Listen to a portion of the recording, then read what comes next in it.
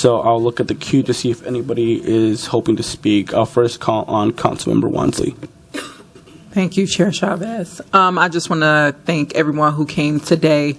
I know this was an incredibly traumatic and challenging conversation to have for many of our residents, especially in light of the conversation that we're going to have from staff about the city's vision for George Floyd Square as we're talking about reopening a place.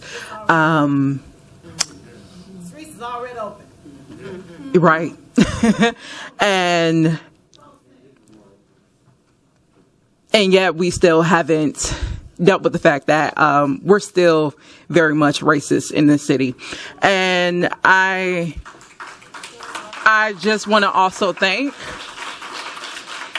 communities United Against Police Brutality and Minneapolis for a Better Police Contract for submitting a memo that we've also forwarded to the clerks to be attached to LIMS, as well as to our city auditor to take into consideration as they're looking at the motion that we passed last week, requesting for after action review of the shooting of Mr. Davis Moturi.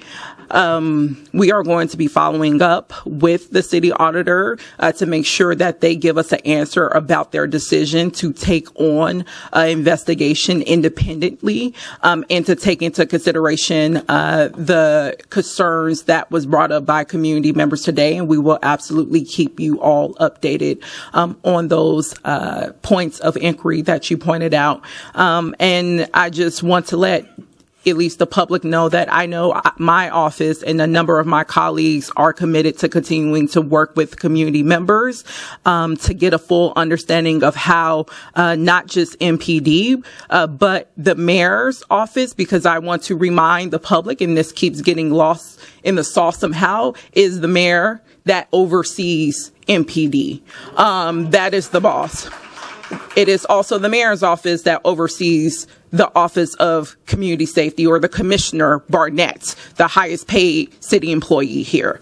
And looking at how do we as a city take full accountability for whatever failure took place in this case, and to also ensure that this does not happen for not only other residents, but in particularly our Black residents that continues to receive substandard service at the hands of not only the police department, but many of our departments at the city. So I just want to thank you all for coming out in the middle of the day, a work day, for participating in this public comment period.